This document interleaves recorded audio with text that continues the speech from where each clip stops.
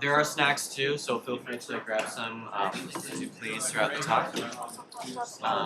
Also, we have a group meeting, so I see a lot of new faces. I'm Mason, I'm the vice president. We have Devin, we have Grayson, and then Donald and Carl. So track one of us down at the end of the meeting and we can get you on the group, get updates and all of that. Yeah, and then we also, for a lot of people who are not aware, we have Anchor. It's our monthly inter-ministry meeting. It'll be next Friday. Okay. And it's kind of a combined effort. It's about the importance of church fellowship. Thank you. And it's kind of a combined effort. So we're going to provide the speaker, and then folks will do worship, and then FCA will do food. I have notes and I'm not using them. So yeah, thank you all for coming. I want to introduce Darrel Dooyema. He is a very well-known speaker here at Ratio Christi, and he teaches philosophy, College of Adult and Graduate Studies at CCU. And College of Undergraduate Studies, right here, Yes. right bottom. And CU Colorado Springs. He also does a Lord of the Rings course up there, and it's really, really popular. He actually gave a talk 2 semesters ago about that, and just Lord of the Rings and the themes in that. So yeah, so I'm gonna kick us off with a prayer real quick, and then I'll let Darrel go from there. So if you bow your heads with me. Dear Heavenly Father, I thank you for this wonderful time to have Darrel speak with us on the ontological argument, truly historic argument for the existence of you and just what that's all about. So I pray that you will give him the discernment and the words to speak to all of our hearts today and tonight. And I just pray that we will have wonderful fellowship, and I'm sure we will. I am so grateful to have so many new faces here at Ratio Christi, and I can't wait to have this semester really kickstart, and for your will and for our good and your glory, may we just enjoy this time together. So I pray this in your holy name. Amen. Thank you. All right, you guys ready for this? The ontological argument? This is the kind of thing that makes philosophers giddy with excitement, and everyone else kind of feel a little sick to their stomach. So we'll do our best. Sorry, I'm chewing on a cough drop here to keep my throat from drying out. I brought a few ringers along with me tonight, as usual. In case I say something silly, they can correct me. Dean Halverson, who has worked with international students for a long time, an expert in world religions, has just published a new book called Fulfilled Through Fear. Fascinating book. I very highly recommend it. If you're interested, come take a peek at the table of contents and talk to Dean. Ask him a question about it. It'd be great. And then where's Andrew? Andrew directs worship at a large church down in Colorado Springs, called Village 7. So he's a musician, which he's helping me out with the audiological argument, which we presented here in the fall. So some of you gave us some good criticism. And by the way, thank you, because we refined some of our arguments based on what you all said to us and made it better. So when we gave it at the philosophy conference, it was a better argument. So thank you. And Ed Householder also came with me. Ed directs the Ratio Christi group down in Colorado Springs at UCCS. So without further ado, ready to go? Ontological argument. Oh, so good. So here's a question for you before we even get going on this one. How many of you have spent any time reading just for yourself in this book, the Bible? Any of you read some just for yourself to discover? How many of you spend regular time where you just look at it for a little while, pray, maybe think about something? Well, let me just recommend to you that this entire argument, which has been argued about for literally 1,000 years, and I would say it's probably the most intriguing argument for the existence of God, it all began with a monk named Saint Anselm doing that. He was just looking at one verse. And we're going to look at it to start. Psalm 14:1. So, whoa, I'm already at the end of the show. Yeah, I got to go back.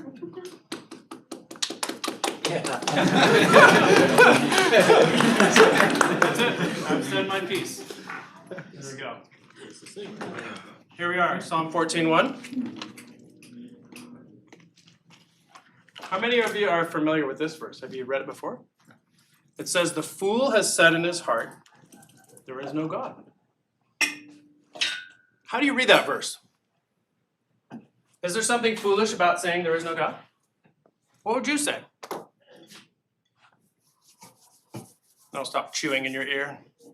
Swallow my cough drop. Is there something foolish about saying there is no God? You're nodding your head. What's foolish about it? Well, the basic idea is where did we come from? Okay, so maybe we can't account for our origins apart from God. Good point. What else? Is there other things that, as you read that verse, hey Liz, you think, yeah, that's foolish. Is there something foolish about that? Yeah. You're not going to centralize moral standard without creator. Okay, you'd have trouble grounding your morality. Good point. Like a centralized moral system, you said. Anyone else? Is there something foolish about it? Anything else foolish about it? I think these are all true. Yeah. It's sort of a Sunday school answer, but and so maybe sort of more from a theological perspective than a logical one, but the scriptures say and imply that in order to come to that conclusion, it's necessary for you to suppress the already existing God-given revelation about the nature of the universe in order to come to that conclusion. So that'd be if I were foolish. to, tell me if I'm characterizing your statement correctly, you would have to fight against something you intuitively know about Right. the universe. Yeah. Okay, I can see that. True. How about this practical one? If it is true that there is a God, then it would be foolish to say that there isn't. Why would that be the case? If there is one. Because it's a lie, Yeah, you're just a plain lie. You've set yourself up against God. If it's true that God exists and you say he doesn't, now you're against him. That's not super smart, right? But what if there is no God? So here's the interesting thing about Saint Anselm, is he thinks this verse is true. The fool has said in his heart, there is no God. But he doesn't think of it in any of the ways that you just gave me. He thinks of it in an entirely different way, purely based on the logic of the words themselves, what they mean, and whether or not you can rationally say the sentence, there is no God. Does that interest anyone? I hope so, because that's what we're talking about. So, before we go any further, I'm going to show you my standard slide, of course. How could I speak without showing this one? But I want you to know that this argument is one of many arguments for the existence of God. And this is the cumulative case. There are many, many different arguments for the existence of God, many of which I would say are exceedingly strong, as I believe actually the ontological argument is strong as well. But what we're talking about is one piece in a large puzzle when it comes to trying to figure out, can you argue the existence of God with logical thought, philosophy, observation? If you look at the list, I mean, there's all sorts of different angles. But I would argue this, that the evidence for the existence of God is overwhelming and it's everywhere. I mean, look at the list. Do any of those different arguments stand out to you other than the one I highlighted? Really big? Consciousness. The argument from consciousness. Yeah, it's gaining quite a bit of traction right now with neuroscience and neurobiology, trying to understand how we have conscious awareness. Yeah. Design elements in nature. Yeah, there's tons of design elements in nature. The deeper you dig, the more you find. Yeah. Any others stand out to anybody? Yeah. I really like the Kalam cosmological argument. Yeah, we were talking about that in the car on the way up a little bit. It's the favorite of several people. The Kalam comes from the Kalam tradition in Muslim thought, actually in the Middle East, a long time ago. That's where it starts. So maybe Dr. knows a little bit more about this. You can help us out if we say something off track. You help us out. Came from Al-Ghazali. Are you familiar with that philosopher, Al-Ghazali? Chemical engineering. All right. Everyone should study philosophy. That's my opinion. But in addition to everything else. Actually, I had an Iranian friend who told me Philosophy, literature, those are hobbies. Engineering, that's a job. That's what he said to me. I think he was right. It's hard to get a job. But I still think you should study. It's important. Okay, so just bear in mind again that this is one piece in a very large set of arguments, and there is so much evidence. If you want to chat about any of these in particular, we can talk about them afterwards. But let's get going on the ontological argument. So notice that this is an argument from this monk, and it's from logic alone. So most of the other arguments for the existence of God that I just had up on screen, in philosophical terms, are called a posteriori arguments. Does anyone know what that means? A posteriori? Yeah. It's not based on first principles, it's based off of other principles, I think, right? Yeah, it's posterior means after, right? A posteriori means based upon observation. After you've seen things, you've made other first principles that are guiding your thought. A priori is different. That means you're talking only about logical relationships. You're not talking about observation, you're not gathering evidence, you're not making an inductive argument. This is a deductive argument. Here's another example of a deductive argument. 2 plus 2 equals 4, thank you. I'm a little worried if you didn't get that one here at mine. 2 plus 2 equals 4, that's a deductive argument. When you know what 2 means, and you know what plus means, you already know the answer, right? And there's no way out of it. It's lock solid, you can't get out of it. That's what a deductive argument is. You don't add anything to the conclusion. As soon as you understand the terms, the conclusion follows, and you're stuck with it.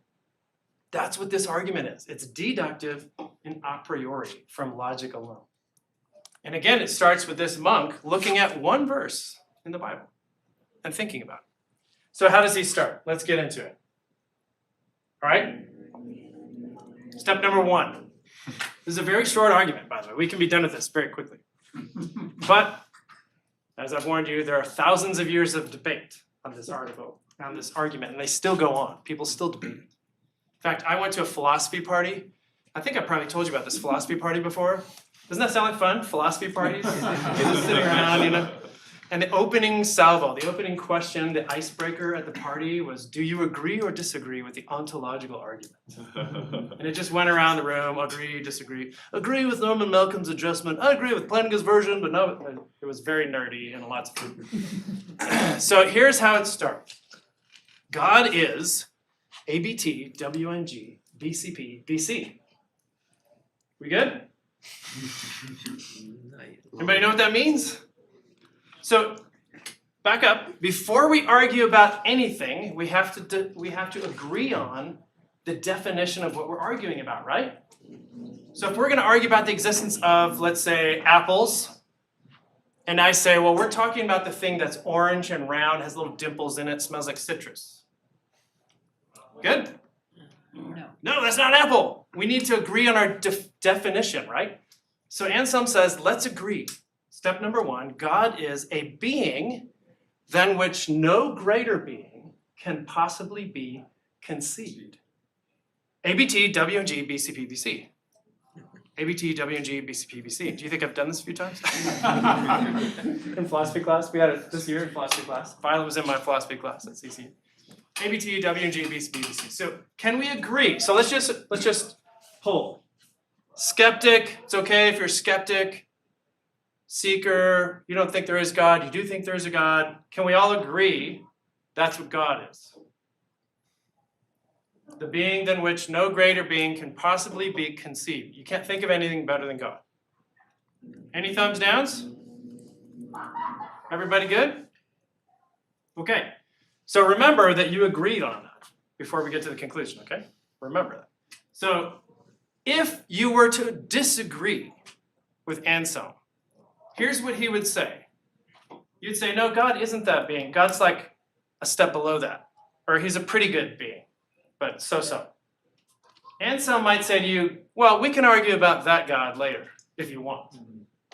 But the traditional view of God is this, the being than which no greater being can possibly be conceived. Okay, so we're all good. You like this picture of Anselm, by the way? It looks like he needs a shave. I don't know. Maybe he's going for the Don Johnson thing from the 90s. Okay, step number 2. God, or ABT, WG, BCP, BC, exists in your minds. That's premise number 2. Do you agree with that or not? The being than which no greater being exists in your minds. Yes? Any downs? Are we all thumbs up on that one? Come on, somebody criticize. Anybody? I mean, I don't. Okay. Or you're wondering? Yeah, well, I Take agree it with then. it, but I don't understand exactly what it means. Okay. So he's saying you can conceive of God. You can imagine. Oh, okay. You can imagine that there is such a being. Okay, that makes sense. Darrell, is it that you can, or that, is it also that you do conceive? That, I think that would be a separate argument, but it's true. And a lot of people have used the ontological argument in that sense, that we all have this idea of God. Yeah, I think we do. Did you want to add to that? Well, I guess it's unsung, is that? Anselm. Anselm, Yeah. sorry. Do I have his name up there? Here you go. There you go. Oh, thank you. Anselm. Is it, can we actually say that we can conceive of a creature of which no greater being can be conceived, because that would be too great to be conceived? So is that true, like, understanding? Is that necessary for the ontological argument? Well, so in other words, could there be something larger than we could think of? Is that the way you're saying? Does that factor into the argument at all, or? Well, it could. But interestingly, I think what he's doing is talking about definitions here. Okay. So for example, can you imagine a perfect circle? Yeah, have you ever seen one? Probably not, right? I mean, any circle you've seen, if you zoom in, has imperfections. But you can imagine it, even though it's quote unquote larger than anything you've ever experienced. You can imagine it because you know the definition. A perfect circle, how would you define it? I think we can all do that, can't we? What would it be? Yeah? Be a two-dimensional shape in which all points are the same distance from the central point. There you go. Easy. Got the definition. We can imagine it, right? Even though we probably have never experienced that. So it's outside of our realm of experience, but we can imagine. So let's go back to the argument. So we all agree on premise number 1 and premise number 2, right? God is the being than which no greater being can possibly be conceived, and we can conceive of this being. In other words, it exists in our minds. Here's the kicker. If God exists only in your mind, then ABT, WNG, BCP, BC is not ABT, WNG, BCP, BC, since you can imagine something greater. This entails a logical contradiction. ABT, WNG, BCP, BC is not ABT, WNG, BCP, BC. That's like A does not equal A. That's a contradiction, right? A true one. What do you think of this part? God is not the being than which I can't even say it anymore. The being than which no greater being can possibly be conceived, because you can think of something better. What can you think of that would be better than the being that exists only in your mind? Something that's in reality. The being that exists for real. You can think of that. Can you imagine a real God? I think we can. We can imagine that. So here's what he is pointing out. So here's the conclusion. Therefore, God exists. Finished. I can pack up and go home. Thank you. Is that all on this one? There's, like I said, centuries of debate, so we'll get into some of the debate. Let me pause for a minute. What do you think? Does this argument make sense? What's your first reaction? Has anyone never heard this before? This is your first time hearing it? Okay, what's your first reaction to the argument? I don't know. It's not very. I don't know. I feel like if I was an atheist, I don't know if this would convince me Okay, personally. unconvincing. Yes. Yeah. I mean, to be honest, like, What's your first reaction? I think kind of the same as his, cause like this is assuming that there is something out there that is like a god or whatever, and Why is it assuming that? cause it feels like if God doesn't actually exist, then we're just assuming that he does anyway for no reason. That's what it feels like. Well, here's the quizzical part about this argument. Is what he's saying is whether or not you have any other experience or knowledge of God, or whether or not you could say God exists in any way, this still follows logically. So if you have a concept of a being than which no greater being can possibly be conceived, which is what most people say would God would be. If you have a concept of such, that concept cannot exist rationally unless God exists. For real. Because we need to have the experience of it. Experience doesn't factor in at all for him. It's just the definition. is it that like in our human mind, we're kind of pre-programmed with this definition in us?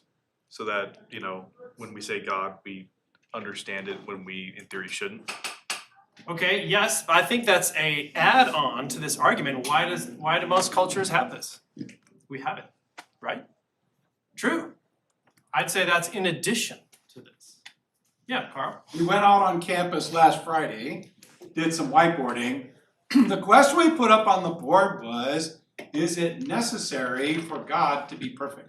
Ooh. What kind of answers did you get? Almost exclusively everyone said yes. Yes. Fascinating. Because you can't escape that.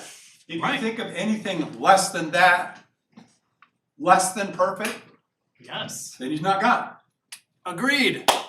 This is the traditional concept of God. And here's an interesting, I'll just as a theological aside, this creates some problems. For example, how could a God be perfect in love and perfect in justice at the same time? Especially when the things he loves, human beings, violate his justice, sin, on a regular basis. Think about that question for a while. It creates some problems for which theologians discuss and have answers. But let's get back to this argument for a minute. Back to this one. So 4 simple statements you can prove beyond a shadow of doubt, deductively, like 2 + 2 = 4, God exists, period, right? End of story. I usually get 3 responses to this argument. First one is, man, that's brilliant. Anyone there? A few. The second response is, that is the stupidest argument I've ever heard. It doesn't follow. Anyone there? You're like, eh. The third response is, huh? I don't understand where we're going here. All very common responses, and there is a long history of people taking all 3 of those positions. But let's go a little further and look at some criticism. Maybe it'll help enlighten you on what he's saying, okay? Yes, and before you think that this is like a cheap parlor trick, this is just a list of academic publications on this argument in the recent history. There's just thousands of articles of people debating it, and they're debated by people like Immanuel Kant and Descartes and Bertrand Russell and Alvin Plantinga. And these names in philosophy that are at the top of the field, they're debating this still. And one of the reasons is you can start from this argument and get into almost every other question in philosophy. What does it mean to exist? Is existence a perfection? What does it mean to be a predicate? What does it mean to be greater? What's a logical contradiction? Can they exist? There's just hundreds of questions that filter off of here. And the logic of Anselm's little argument, which he wrote like a prayer, by the way, just wrote it out as a prayer to God after his quiet time, is extremely tight. It's very good. I'll show you as we go. Here's the first criticism. His first criticism came from a fellow monk named Guanillo. And this fellow monk, Christian monk, they're both Christian monks, so you would think they would agree about God. But the monk wrote a letter called In Defense of the Skeptic. And here's what he said. You can't just imagine things into existence. Just because you can imagine something doesn't mean it exists. And Guanillo wrote in his letter to Anselm, just because I can imagine the most perfect island that ever existed, that doesn't make it real. So he was defending the skeptic. And Anselm wrote back to him, what do you think he said? Anyone have any idea? How would he answer that question? Is what he is arguing that we can imagine things into existence? If I imagine the most perfect ice cream sundae I could ever think of, there it is, it's real. Is that what he's saying? Or it must exist somewhere because I can imagine it? It's not exactly what he's saying. Would he say that now you've disagreed with the first clause of the argument? Like, now that you've said that it doesn't exist, you have now departed from the agreed upon definition of an island that is supremely good? Well, in a way, yes. So let me just ask you, tell me about your most perfect island. A few of you just offer some ideas. What is on your perfect island? Raise your hand, tell me. 75 degrees. It's 75 degrees, San Diego, California. That's where I grew up. It's Yeah. 75 there all the time. Yep. Anyone else? What else is on your island? Add something. Pina coladas. Pina coladas. All right, does anyone hate pineapple? No, we're all agreed on pina coladas? Okay, all right, pina coladas. What else is on your island? What's on yours? Some sort of good food source. It's too general. Be specific, be specific. Some sort of good food source? Lots of shady, nice trees. Ooh, that shade can trees. lie Shade trees. All right, how about yours? I can't decide between yes volcano or no volcano. A volcano to look at, but not to experience. From a distance. Maybe on the What's next island over. High-speed internet. High-speed internet. Oh, does anyone say no internet? No. Oh, okay, we're disagreeing. Now we're disagreeing. What else? Anything else on your island? Add to this. Shelter. Shelter. You need shelter? Okay. Nobody said the key thing. Surf. We gotta have surf, right? Oh, you were gonna say it. Liz knew. That's right. Gotta have good surf. It's gotta be 4 foot offshore. Offshore winds, glassy conditions. I grew up as a surfer in San Diego, so it's gotta be perfect. Right, tubing on the inside section. Anything else that you would add? What would you add? Palm trees, of course. You gotta have palm trees swaying in the wind. Nice, nice trees. Well, here's a problem. You may notice that we don't all agree on what the perfect island is, right? Some of you say high-speed internet, the others say we're all Luddites here, we want to get rid of technology and live off the land, you know, running around like one of those TV shows, Survivor or something like that. That would be more fun. Some of you say palm trees, somebody else says shade trees. I say 4 foot surf offshore and glassy, somebody else may say, how about 6 foot? And in addition to us disagreeing, you can't perfect it. Why not? It can't be perfect. Why, Carl? It's a physical entity. Yes. And it won't last forever, for one. True, it's breaking down. Yeah. There can always be something better. Yes. You can always get better with a physical object. So let's say we agree with palm trees, and there are 2 beautiful palm trees on the island. 2. What about an island with 3? Would that be better? Yeah, a little bit. What about with 4? How about 5? Like you can keep going. You know, it has 100 yards of sandy beach. How about 200 yards of sandy beach? It has 4 foot surf. How about 6 foot surf? It has, you know, pineapples, like 10 of them. How about 100? You can always get better, right? In other words, here's what Anselm says. There is nothing else that can be thought of as perfect or perfectible in a way other than God. What do you think? In other words, he says, Guanillo, your criticism fails because you can't imagine anything into existence, and the only kind of thing that works in this setting is the being than which no greater being can possibly be conceived, And yes, we can conceive of that. Because you can't get better than perfect.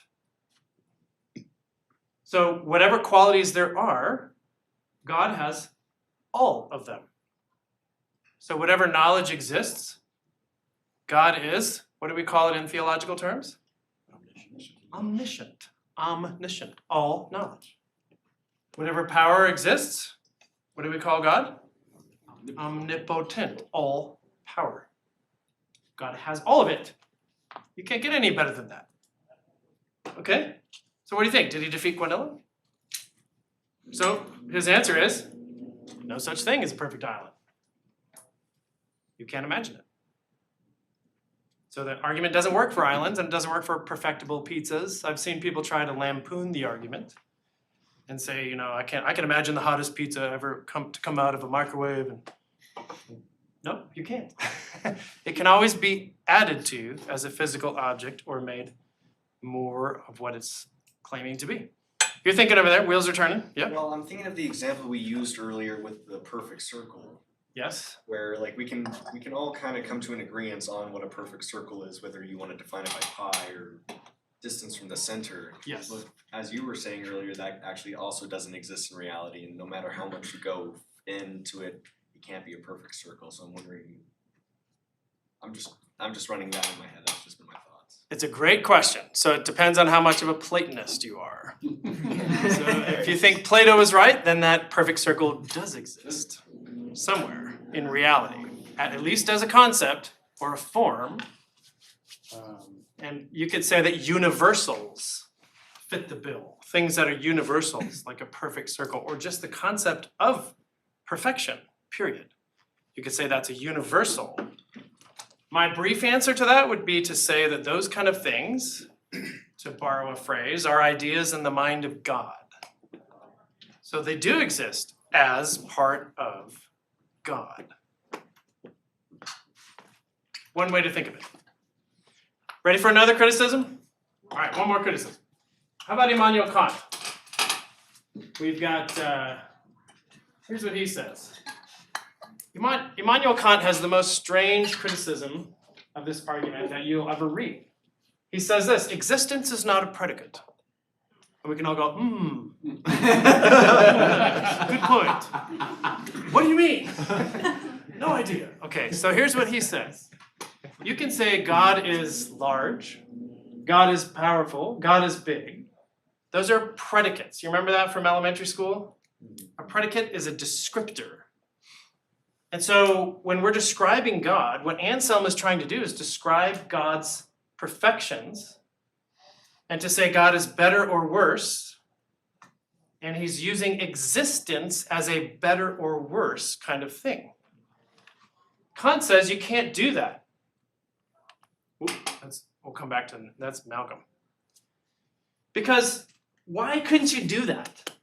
Make existence, I mean, don't we usually think that a real thing is better than a fake thing or an imagined thing? Not if it's Jeffrey Dahmer. Well, does anybody have like a $5 bill? I mean, we're all students here, let's be honest. How about a $1 bill? Hey, $2 bill. $2 bill? Oh, that's even worth more than a $1 bill. All right, bring it up here. Let's see, bring it up. This is the amazing disappearing $2 bill act. All right, is anybody familiar with the $2 bill? These are rare. Nice job. All right, take a good look at it. Oh, got it? $2 bill, you got that? Look as much as you can. This is one of the ones we're not familiar with. This will be interesting how it goes. Okay, close your eyes. As I stuff it in my pocket and run out the door. Okay, with your eyes closed, describe to me something about the $2 bill. There's a 2 on it. Okay, there's a 2 on it, good. There's a person on it. Person, good, do you have any idea who the person I is? forgot. It's green. Jefferson. All right, anybody else? Sign of the Declaration of Independence on the back. It's Jefferson, actually, believe it or not. Yes, the Declaration of Independence, well done. I've seen one. They're signing the Declaration, it's green, good, very good. What else? The ink doesn't dry. The ink doesn't dry, that's true, that's why your hands get dirty when you handle money all the time. It's true, I mean, turn your hands black. There's a little pointy green circle thing on the right side, on the front side with the face. Very good, that's right. No face though on this one. It's a, I don't know what it is. All right, open your eyes. Here's Kant's point. You can imagine everything that there is about this dollar bill if you were smart enough or had a photographic memory. You could describe everything about this $2 bill, and it would be exactly the same as the one in my hand. Your concept would be the same, no different. What's different about it though? Can't buy gum with my concept. You can't buy something with it, right? So don't we initially we want to say, well, a real one's better because you can buy stuff with it. Here's what Kant says though. Yeah, but you can buy stuff in your mind.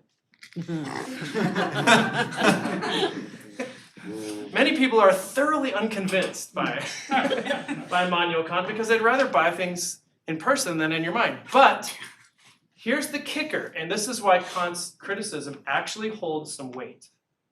The argument is about concepts. You can conceive of this thing. It's the greatest possible thing. Is the concept improved at all by existing? Kant says no, it just happens to exist. It's not improved. Because you can imagine everything that there is to imagine about it, but it's not improved by existing or not. So here's the best example I've actually heard of this. Let's say I'm still of childbearing age, which I'm not, but and I say, I'm gonna have a son in the future. And you're like, well, congratulations, but you're not, the two of you aren't pregnant yet, right? No, we're not. In the future, I'm gonna have a son. And he's gonna be a better man if he exists. Does that make sense? No, that's kind of ridiculous. Like, if he doesn't exist, there's no category to call him a better or worse man. And if he does exist, calling him a better man because he exists doesn't make any sense. So Kant is saying you got to add something to the concept in order for it to be better, so that, if you go back here to the argument, so that number 3 works. Something has to be added to the concept. You're wearing $2. Thank you. I did try to pop. You have to add something. So, what do you think of his criticism, first off? Does he have a point?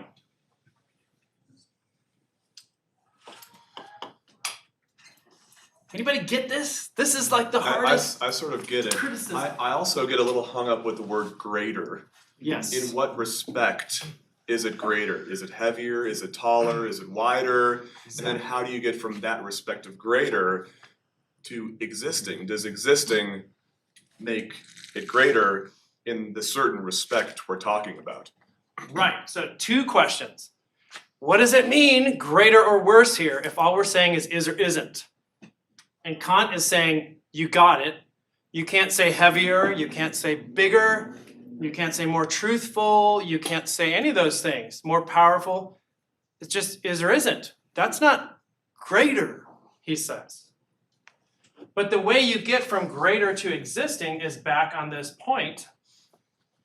In order for the sentence, God exists or God does not exist, to make sense, if you say God does not exist and you take it as this, and you end up with a direct logical contradiction, your sentence is meaningless, such as, I don't speak a word of English. Right?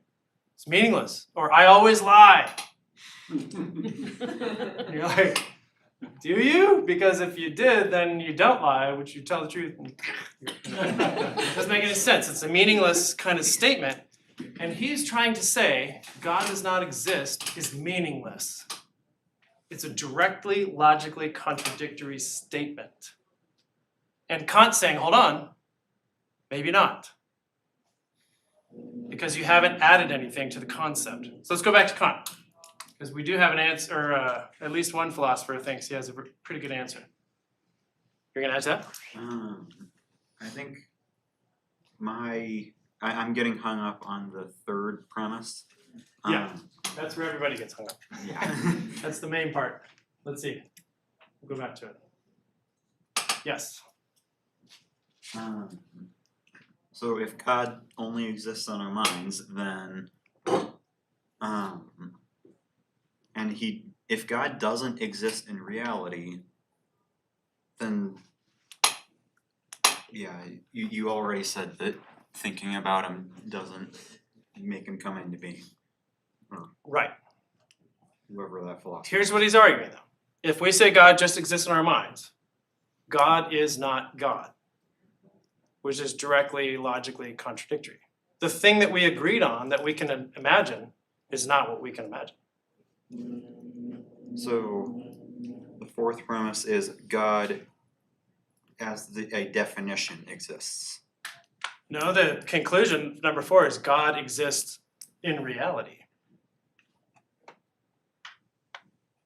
We've moved from concept to reality. So here's what he's saying. The only way to make sense of the statement is for God to exist in reality. Then it makes sense. So are you saying like we can imagine God existing in our mind and only in our mind, but we can also imagine God existing in reality, but when we imagine God existing in reality as well, that's greater than existing only in our mind? Yes. Okay. That's the and key therefore premise. God has to exist in reality in order to fulfill that being the greatest possible being. In order for us to say we can conceptualize or think of the greatest possible being, God has to exist in reality. Otherwise we can't conceptualize it. So you're left to two options. You can't conceive of it, or God exists. And I'm going to show you a modal version which makes that comparison even sharper. Yeah. So I kind of hung up on premise 3 too. I've just so if we like assume for argument's sake that God didn't exist, right? Yeah. Wouldn't there still be a greatest thing that we could possibly conceive? Like, wouldn't there be something in our minds that we could not conceive of anything higher than that thing, whether or not there was a God? Say it again. So I'm getting hung up on the word thing. What do you mean? Being? A being? Being. Okay, Yeah, I'm sorry. go ahead. Yeah. So yeah, assume if we were to assume that God didn't exist for argument's sake. Yeah.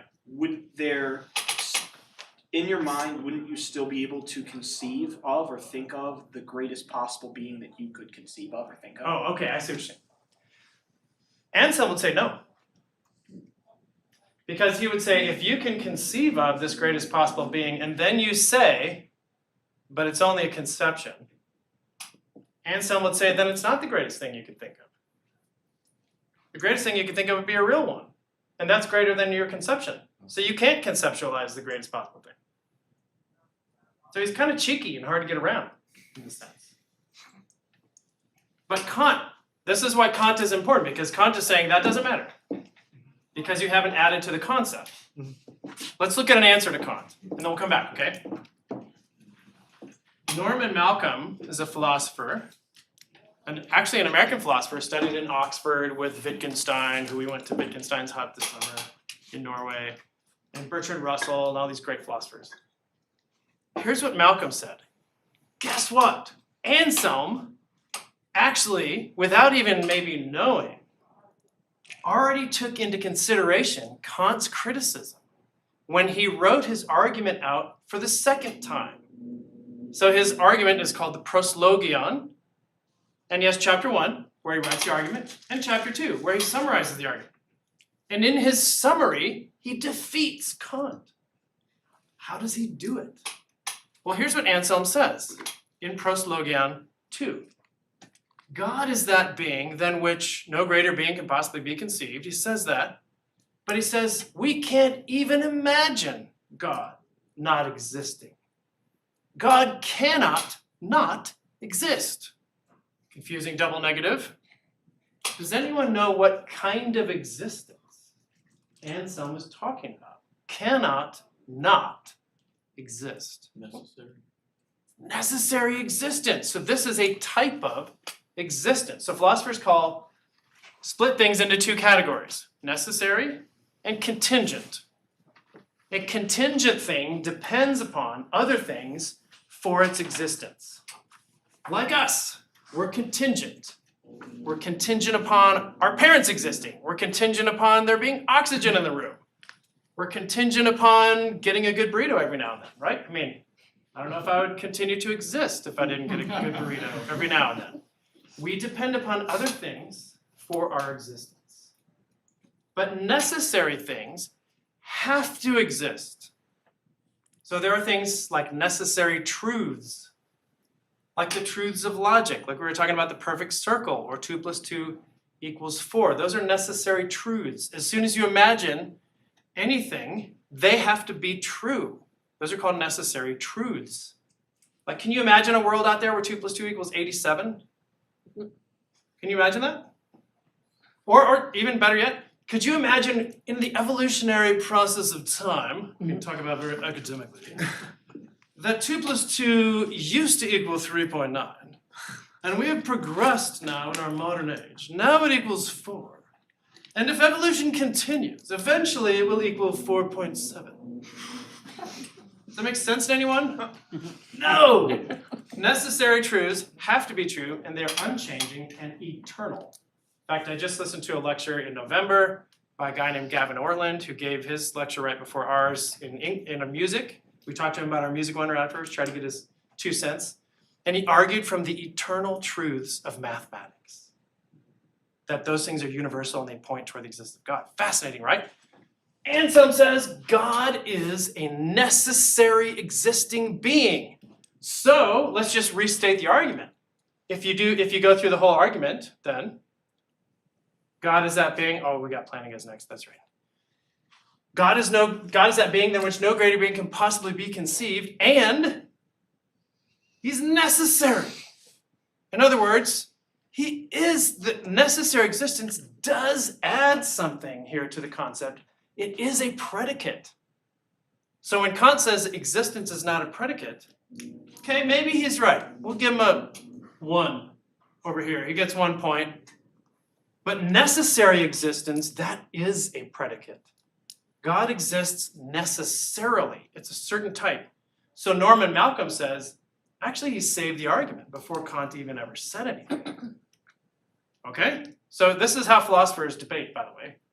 Thousands of years in between them, and they're like, you were wrong, ha! And you were right before you were wrong, and things like that.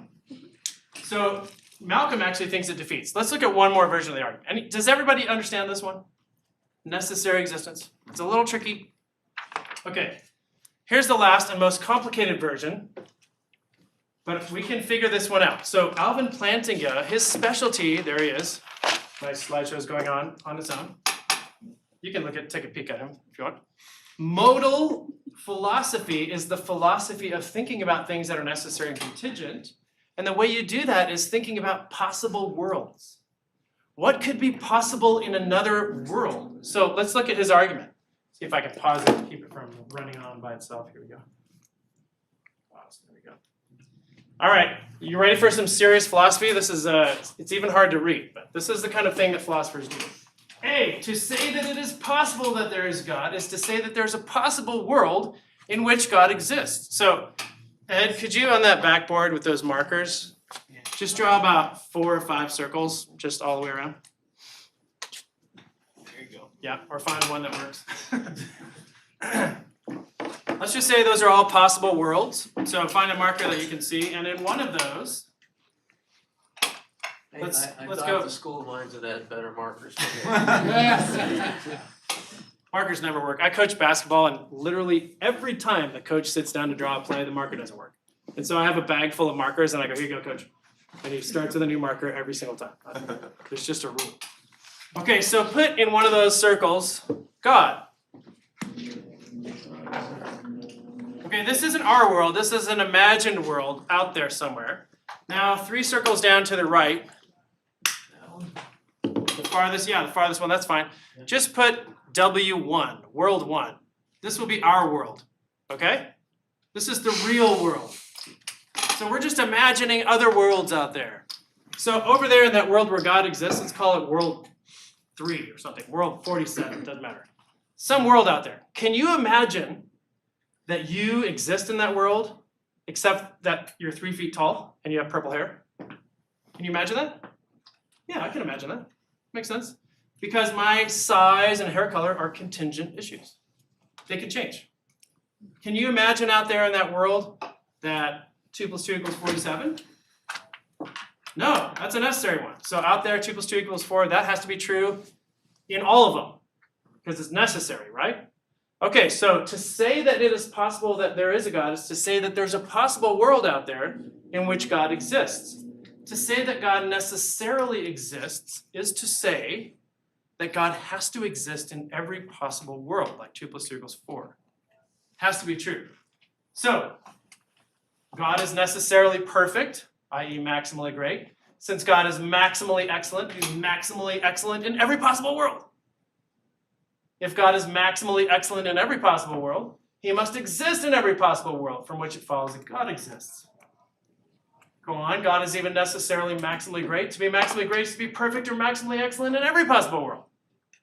Therefore, it's possible that there is a God means that there is a possible world that contains God, that God is maximally great, and then God exists in every possible world and is consequently necessary. Okay, I got a whole bunch of stuff off his chest there finally.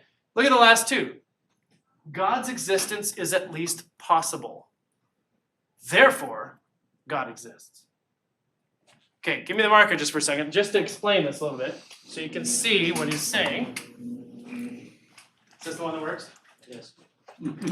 All right, this is our world right here, right? And out here you've got purple hair. And in this other world you're 3 feet tall. You know, and this one, oranges are like 3 times the size, you know. You can imagine all those things. They're not true, right? Maybe aliens. You could say aliens right here. We can imagine all these things in different worlds, maybe, right? And Plantinga says, over here you can imagine that God exists. So can anyone disagree with that? You can imagine a world in which God exists? I mean, not many would disagree. Most people would say, well, it's possible, but it's not true, right? Or, I know people believe that, so it could be, but it's not true. But it's at least possible, says Plantinga. And we go, well, yeah, it's possible. And then he says, is it possible that that God that exists is necessary, a necessary being? And most people who believe in God would say, well, that's what it means to be God. God doesn't depend on anything for his existence. He just exists. It's called the aseity of God, or in other theological terms. That's what most people, and even, I would argue, most religious views, different religions, would say the same thing. God exists necessarily. So here's what Plantinga says. Well, I caught you. If you can imagine that God exists out here as a necessary being, what does it mean to be necessary? Well, if God exists as a necessary being in this world, then he exists as a necessary being in that world. Oh, and he exists in this one. And he exists in this one. Oh, and guess what? He also has to exist in this one. Because what it means to be a necessary being means necessarily exists in all possible worlds. So Plantinga concludes with those 2 final statements. If you think it's possible God exists, God exists. So you're stuck with 2 options, according to Plantinga. Either you say, it's impossible. The idea of God is logically contradictory. It can't happen. In fact, when people say the word God, they're saying something like square circle. Can't be. They're saying something like 2 + 2 = 87. Impossible. That's one option. Or God exists for real. Those are your options. There's nothing in between. Either can't, impossible, or exists for real. So what do you think? This is what causes Plantinga to say things like this. If it's at least possible God exists, therefore he does.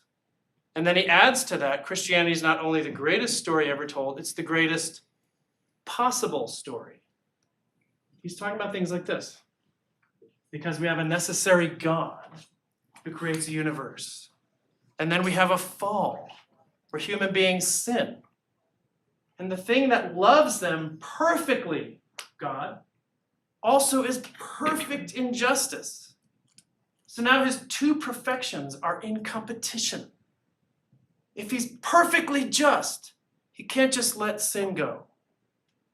If he's perfectly loving, he wants to forgive. What is God to do? So the Christian answers this story by saying Romans 5:8.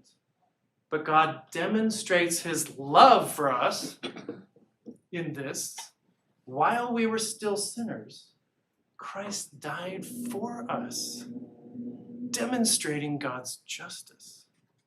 It's a coming together perfectly of the two perfect characteristics of God. That's what we call the good news of the gospel.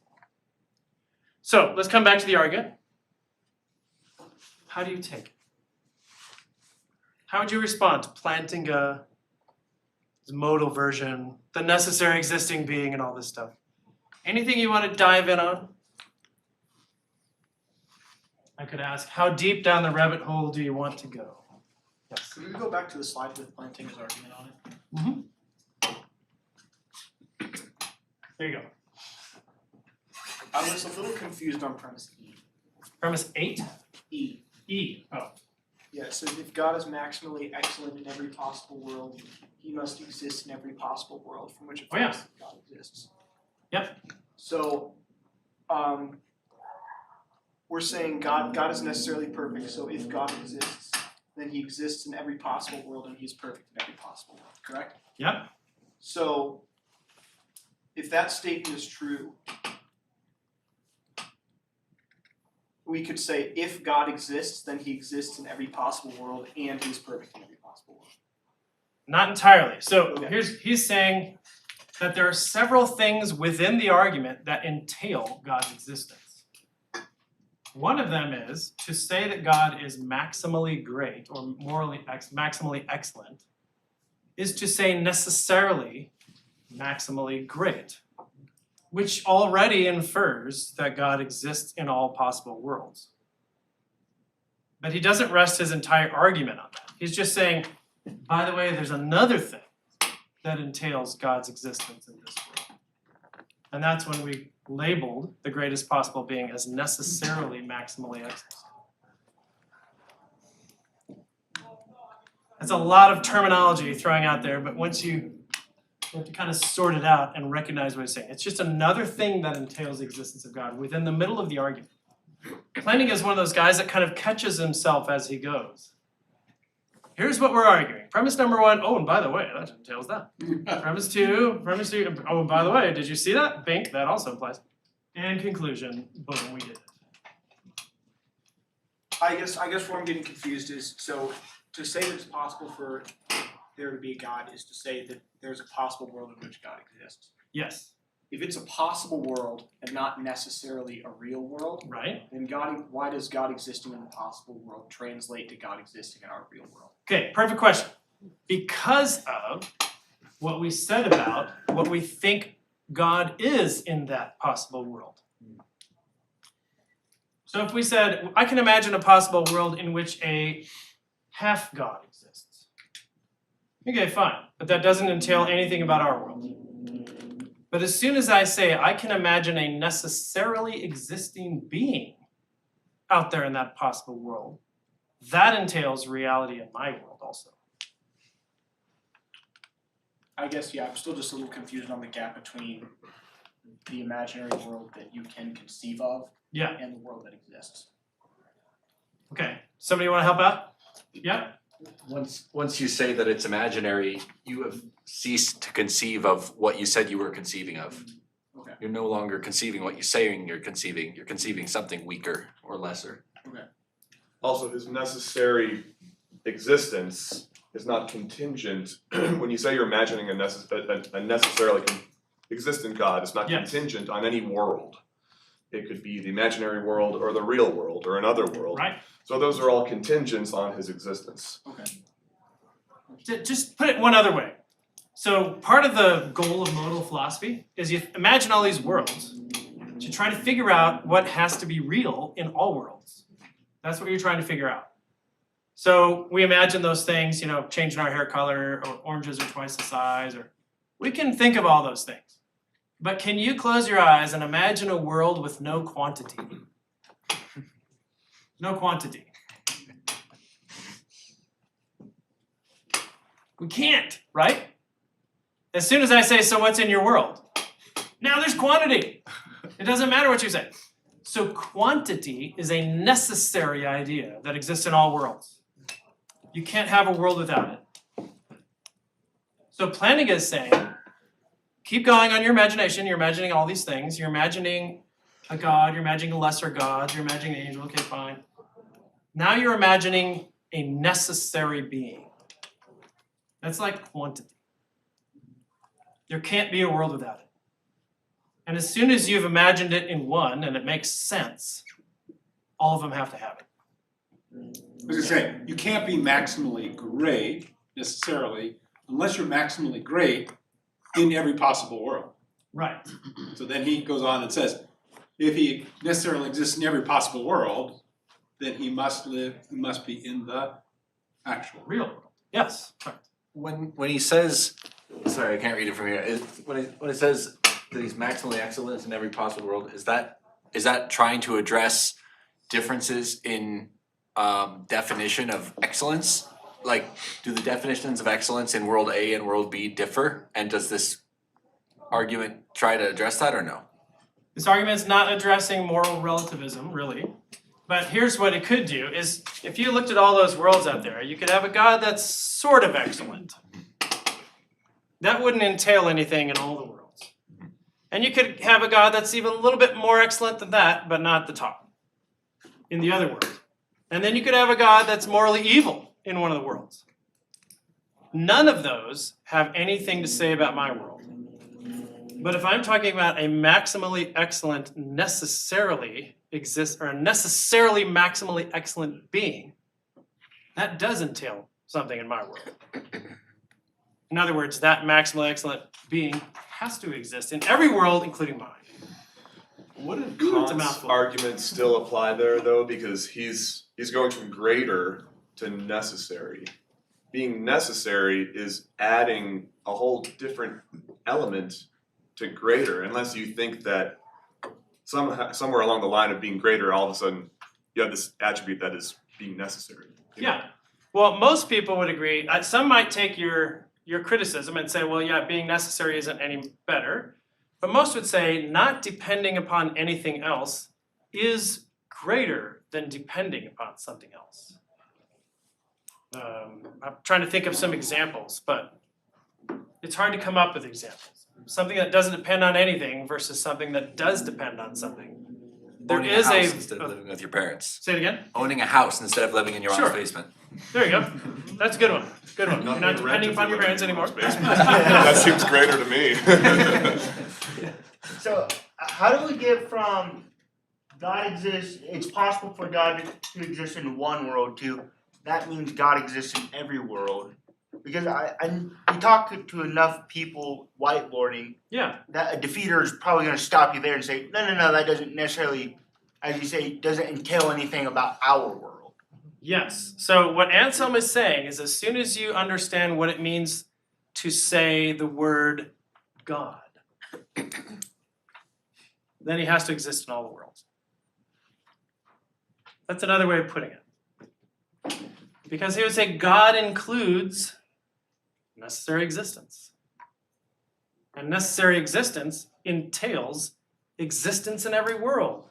So as soon as you understand the word God, and you say, it's possible that out there somewhere God exists in some imaginary, now he exists for real in all worlds. In other words, you can't wiggle out of the word. You're gonna have to I don't know. Yeah? I think there's a hole somewhere. Do you know one of the most famous comments? I haven't been able to find this comment so I can document it with a reference, but it's said that Bertrand Russell, the famous atheist philosopher in Oxford, or in Cambridge, sorry, said, I hate the ontological argument, but I can't find its flaw. Basically, I know it's there, but I don't know where it is. Could you frustrating. Could you talk about? Oh, sorry. Were you waiting? Go for it. Go for it. Go for it. Could you talk about why God is necessary? Well, I think in some ways it doesn't matter. To be honest. So seriously. Hawken doesn't like For the sake of the argument. So here's what Plantinga is saying is, if you can imagine a necessary being, that being exists in all possible worlds. And then he says to you, can you? And you go, yeah, but, and he's like, boom, gotcha. Yeah. As You soon don't as have you to say call it yeah. God, it's just a necessary being. Right, So how exactly. about this? My answer to it would be, if you're tabling, anybody's ever tabled, you're gonna get the question, who created God?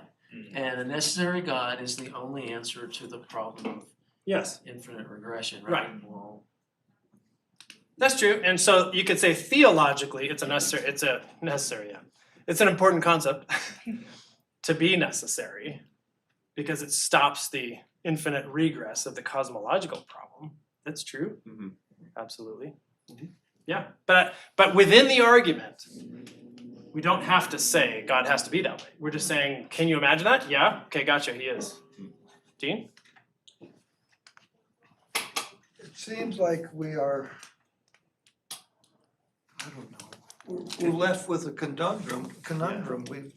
We say that God is necessary and that is a predicate, but then that argues against God being three persons, the Trinity. That is a predicate.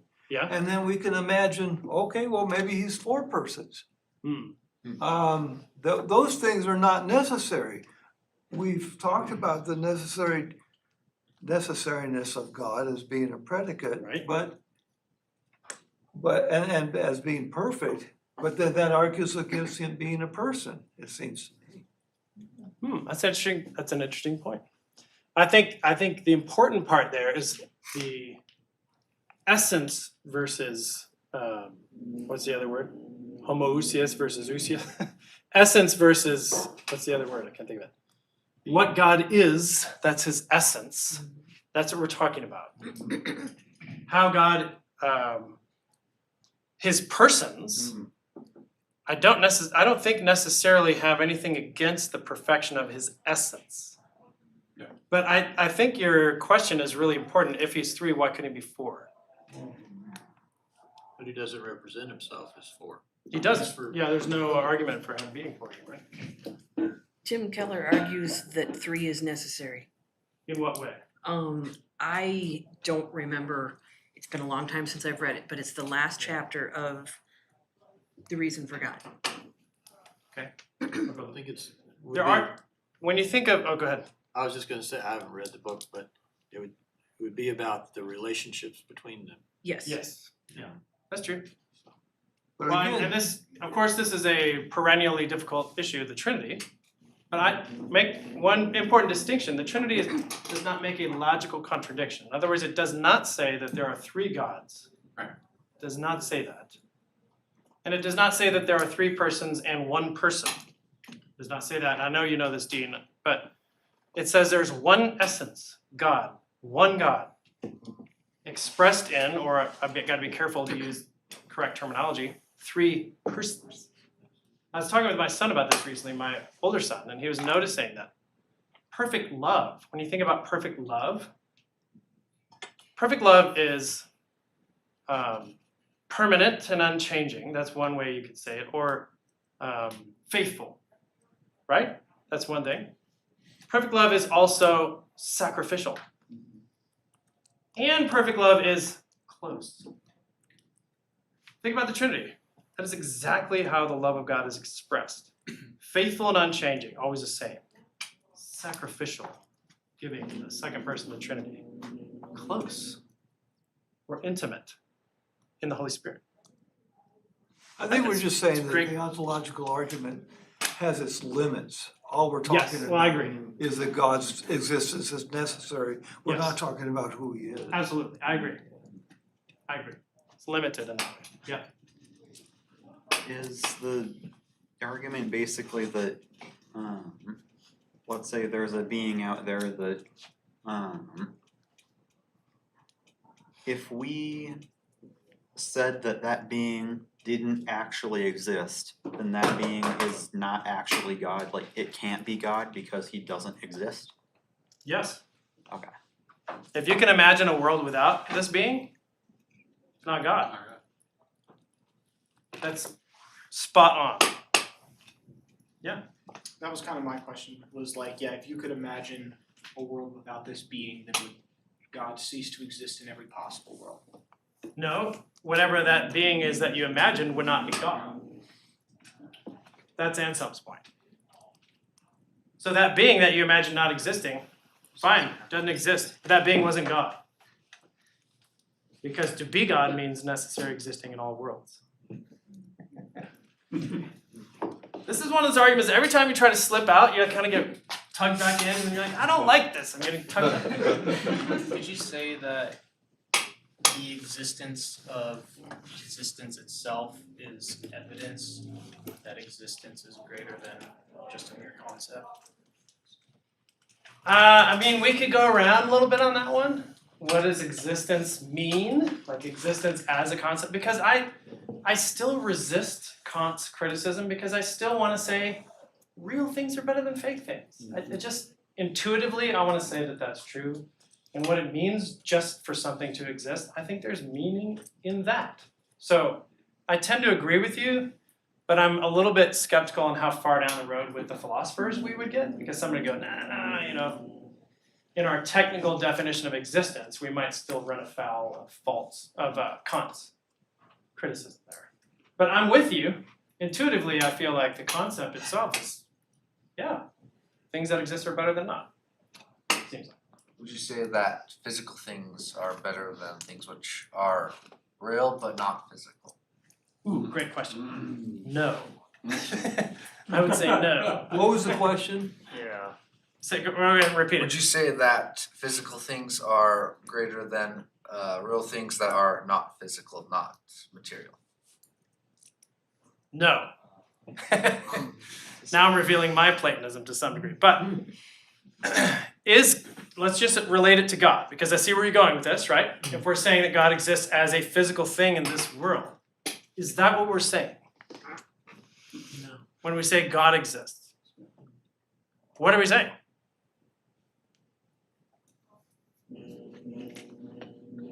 I don't know what we're saying, but I will say that.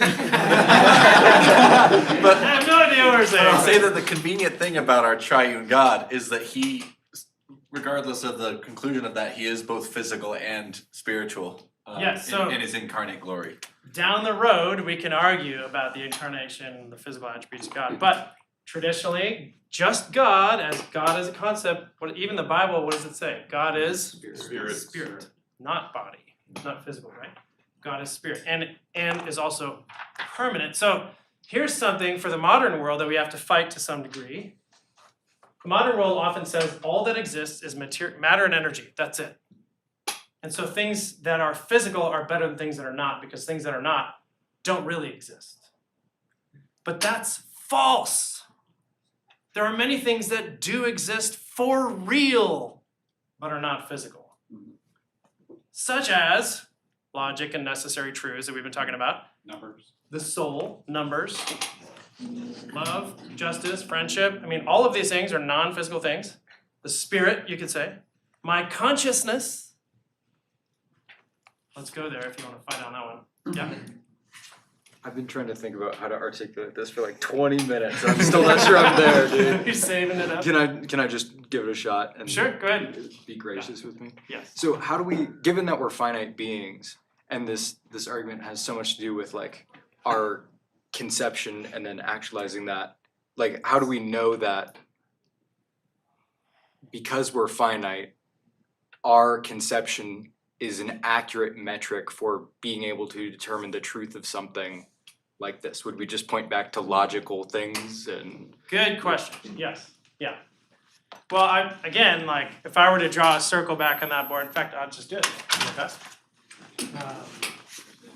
Which is the one that works? Let's just apply that to God real quick, okay? Let's just say that within this circle is everything that there is to be God. How much do we know about God? would you say? I don't know, 66 books worth roughly? You got a bunch of books, alright, that's good, that's good. But you could argue we don't know everything that there is to know about God, right? Right, yeah, there's I still mean, if I divine would mystery. fill that all in, then I would be God. Mhm. I would know everything he knows. Let's just say all I know is a little piece. Mhm. But within this piece, is what I know true or false? In other words, can I know just a small amount of what there is to be God and have there be a whole lot more to the picture, but what I do know is true? Yeah. I think it's certainly possible. Yeah. So to come back to your question, could there be ways of thinking about God and the world and everything that are way beyond us? Sure. But can we know things that are true about these things? Yes, we can. It's similar to the ocean. I grew up in San Diego surfing, and I know a lot about the ocean. I know about currents and waves, but do I know everything there is to know about the ocean? No way. They've only explored like 5% of the ocean. Do you know that? It's insane. There's a project some guy started some years ago identifying new species in the ocean. And I love this. He was like, yeah, I should be done in like 5 years. And he started identifying new species in the ocean. The project's been going for like 25 years, and they're discovering species, new species, at the same rate as they were 25 years ago. All the time. There's so much down there. It just thrills me to think about it. So cool. But I only know a little bit. Is what I know about the ocean true? Yeah, I think it is. It's true, even though I don't know the whole of it. Does that help? Yeah. Dean? Can you make a distinction between thought and reality? I mean, it seems like we need to get into epistemology here. How do we know what is real? I mean, you're making the assumption that okay, I can think of God. Yeah. And a greater God is one who exists in reality, but how do I know what's real? Yeah. I was gonna ask it almost similarly, maybe this, what moves us from the conception of God to the reality? What is that thing? Because one thing is if we conceive it, it's true. And what is the thing that moves us to the real? Well, part of the answer, I think, in epistemology is is it possible for us to know things that are true? And I think it is. So if we look at logical relationships of things and mathematical problems, is it just because we made up a cool language and we made little symbols to represent numbers and we just think it's fun? And we're making it up as we go? And more human beings are creating more theorems because it's artistic? Well, it can be very artistic, but I would argue no, they are discovering things that are true. So when they come up with a complex theory, the answer works, not because they made it work, but because it's true. Those are correct relationships. So I would say the truth is common to all of us. yes. Okay. Yes. And so how we know what something is real is the question, what does it mean to be real? What kind of real are we talking about? Of course, there's a lot of different ways we can go. Are we talking about physical concepts, truth, so on? Like I said, this argument could go 100 directions, and that's one of them. What does it mean to be real? Like, is Mickey Mouse real? In a way, because you all know who I'm talking about when I say Mickey Mouse. You know what I'm talking about. Don't touch Santa Claus here. Or Santa Claus. Is he real? In a way. Okay, I'll come back to you. You're first. I was just gonna say, little heads up, we might have time for just a couple more questions. Okay. Or if you had some more stuff you needed to say to wrap up. Oh, I concluded the argument like 30 minutes ago. Just was making Yeah, sure. I'm loving it though. I've been looking at like the different points, and I actually have a question about point A. Okay. About, because the assumption everything is based off of is that it's possible that there is a God. Yes. And we kind of just take that as truth. Right. But like that is sort of the like core assumption. But if you believe it's possible there's a God, you have to believe in like it's possible for there to be like stuff like spirits and something Yeah, outside of the physical non-physical world. beings, sure. But if you're an atheist and you don't believe there's anything outside the physical world, then this argument kind of fails to launch. And so I feel like there needs to be a God for it to be possible for there to be a God. So it kind of becomes circular. Well, here's what I would say. If you begin with the presumption that there cannot be anything non-physical, then you can't know if anything's true. Welcome to atheism. Welcome to atheism. So in fact, Plantinga has an evolutionary argument against naturalism that makes that exact claim.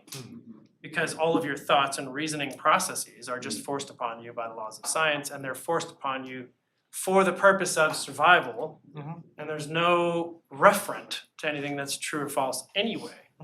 So you're stuck with that. So in that way, I agree. But I would say, can we imagine there's a God? Yeah, we can. Human beings can. In fact, 95% of the world believes there's some sort of God. There's only a few really hardened atheists who don't think that there can be. And they are left saying there can't be a God. Let me just handle one other defeater really quick that I just thought of, I forgot to mention. If you go on the internet and Google like the ontological argument, you'll get arguments like, what about the greatest possible pizza? That's out there, we talked about that. But then you'll get this one. What about the most evil God? The worst possible being. Can't we prove that exists too? We just go the other direction? No, we can't. And why not? Because you have to have the perfect God to define what the evil God is. Well, good. So you need a definition, a measuring point for evil. Evil is a negation of good. Evil is an imperfection or negation. It's not a perfection. So Plato is helpful here. Plato says as you move away from the good, you're moving away from what's real and true and good. So the further away you get, the less real you are. Here's a takeaway just for a practical thing in your own life. What does sin do to us? It makes us less of who we are, less of a human being, less real. I think Plato's right about that point. He's not right about everything, but he's right about that. So the argument doesn't work. What you end up proving is the non-existence of something. The greatest evil being, wait, can't exist. That's what it proves. It's fascinating, isn't it? So here's a couple takeaways. I just put them up on the screen. And I'd love to chat with you more if there's some details on this, you want to go a little deeper. Think about how this all started. St. Anselm sitting there reading his Bible, looking at one verse, thinking about it. And instead of thinking in the way everyone else thinks about it, he thinks about, is there something logically foolish about the sentence, there is no God? And the whole argument begins like this. And now we have thousands of years of debate, and now we're thinking about metaphysics and what does it mean to be real? Now we're thinking about epistemology, how do I know things that are true? We're thinking about the good, what does it mean to be maximally excellent? We're thinking about every area of philosophy that there can be a question about. We're working on it from one verse that he thought about. So let me just ask you, what do you think God could do with your quiet time? You just thinking about a verse. He could change literally the whole world with that. I think that's fascinating. And then think about all the treasures we have. Colossians says we have in Jesus, all the treasures of wisdom and knowledge are hidden right there. That is a wild claim that needs backing up. Are you willing to investigate that a little bit and see if he does have all the treasures? Are they all there? I think that's fascinating. And finally, put this in context of conversation. Is this the kind of thing you could chat about someday? I mean, it's a kind of an obtuse and strange argument. But think about a conversation that begins with, I don't know, you think it's possible God could exist? And please resist being Plantinga, and as soon as your friend says, yeah, it's possible, go, gotcha! It exists! Why? I don't know. But maybe it could start a good conversation. And remember, of course, in the large view, the cumulative case for the existence of God that includes all those other arguments, extremely strong. And one of the applications in this argument from my own life is if I am looking for evidence of God and I'm looking in the scientific world, and I'm looking in mathematics, and I'm looking in poetry, and I'm looking in literature, and I'm looking in film, and I'm looking in, I don't know, sociology. Do I find evidence for God in each of those?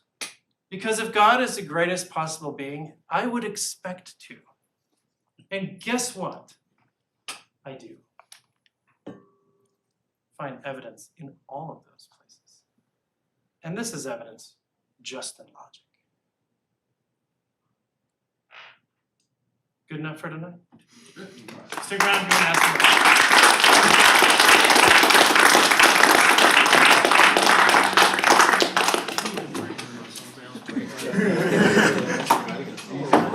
It's gonna take a little bit of time to sink in. But seeing as there's a lot of new faces here, I figure I should introduce myself. I'm Grayson Hancock. I'm the secretary for Ratio Christi, which means I just take all the notes during the meetings. But I just have a couple announcements, like Mason said, bringing us in. We have Anchor next Friday on the 6th, and it's gonna be over church unity and kind of how to go about conversations with people in different denominations and finding that common ground that we all stand on and why that's so important. I'll look at my notes so I don't forget anything. Next week, we have philosopher David Spiegel coming in, talking about the paradoxical rock. I don't know if you've ever heard the question, can God create a rock so heavy that he can't lift? So he'll be coming in and he'll be talking about this one philosopher who came up with a response to that. So that'll be interesting, and it's a question that comes up as a quick defeater if you're in conversation. So it's important to have a good answer to that one. Now, also given that there's a lot of new faces, I would say find someone who's on the group me if you're interested in joining. We just send out weekly info about what the talk is coming up for those who couldn't make it. And we'll also put out a poll when we go whiteboarding. And for those of you who don't know what whiteboarding is, it's when we go out on campus with a question on a whiteboard, hence the name, and we invite people to come up and answer yes or no. Carl was talking about it. We just went out and asked the question, what was it, Carl? Is it necessary for God to be perfect? Yes. And we got people come up and mark it, and whenever they mark it, we ask them why, and it just starts a bunch of good conversations. So I'd encourage anyone here who is interested to come and do that. The next one we're doing will be next Friday on the 6th. Let's see, there's snacks over here for anyone who wants them. But before that, I'll pray us out and then you can mingle and chat or go or do whatever you need to. Dear God, thank you for just letting us come together tonight and just have this wonderful conversation about your existence. I pray, God, that you'll just help us meditate on the beauty of this argument and what it truly means and what it implies. And I pray that you'll just help us use it in conversation and you would just bring us to the right people to hear it and that we can just represent your love for the world and have these conversations with gentleness and respect. I pray that you just bless the rest of the semester as we go forward and that you will just remind us of your presence with us and your love for us. In your holy name I pray. Amen.